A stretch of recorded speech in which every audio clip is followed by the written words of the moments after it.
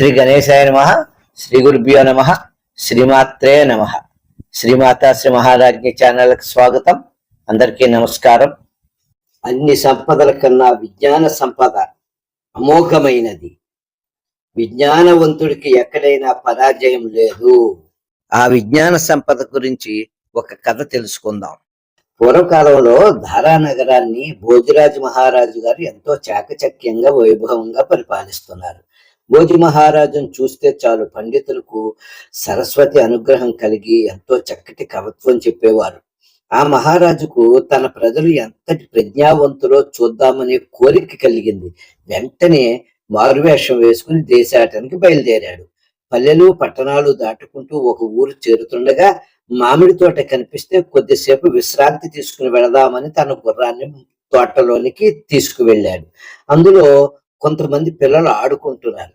వాళ్ళ ఆట చూద్దామని గుర్రాన్ని కనిపించకుండా ఓ చెట్టుకి వెనకాల భాగాన్ని కట్టి తాను మాత్రం వారికి కనిపించకుండా చెట్లు వెనకాల నడుస్తూ వాళ్ళు ఆడుకునే స్థలం దరిదాపులకు చేరి అక్కడ ఒక చెట్టు చాటును ఉండి చూస్తున్నాడు.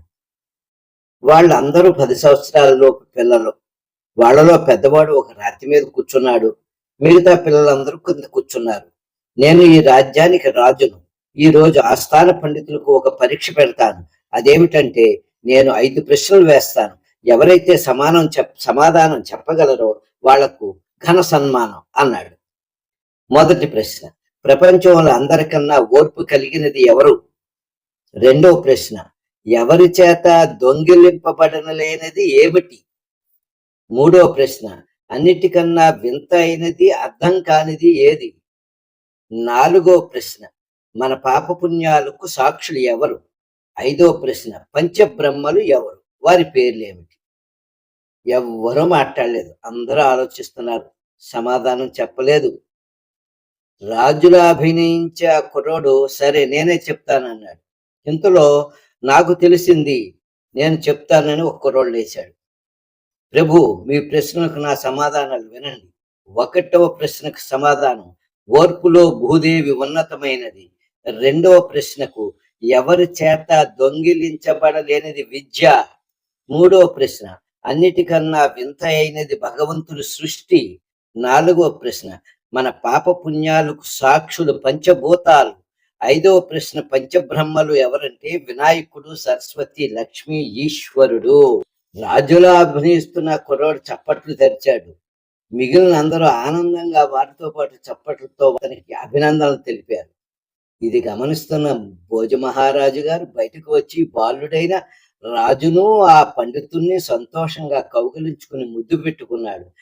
ఈలోగా తోటమాలి గుర్రాన్ని చూసి ఎవరు వచ్చారో అనుకుంటూ వీళ్ళందరూ ఉన్న చోటుకు వచ్చి భోజ మహారాజు గారిని గుర్తుపెట్టి నమస్కరించాడు. రాజుగారు, ఎవరు ఈ పిల్లలు అని అడిగాడు తోటమాలిని. మహారాజా, వారిద్దరూ నా బిడ్డలేనండి అన్నాడు.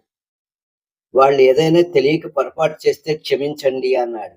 నీ బిడ్డలు చాలా మేధావులయ్యా, వాళ్ళు బాల మేధావులు. వీరిద్దరిని రాజధాని గురుకులంలో చేర్పిద్దాం. వీళ్ళు ఇంత చిన్న వయసులో ఎంత చక్కటి పాండిత్యాన్ని ప్రదర్శించారు. వీళ్ళని కన్న నీవు ధన్యుడు. గురుకులంలో వీరికి అయ్యే ఖర్చంతా మేమే భరిస్తాం అని రాజుగారు తన మెడలో ఉన్నటువంటి రత్నాల హారాల్ని తీసి పిల్లల మెడలో అలంకరించాడు. అందరూ వీడుకోలు చెప్తుండగా సంతోషిస్తూ రాజధానికి వెళ్ళారు భోజ మహారాజు గారు.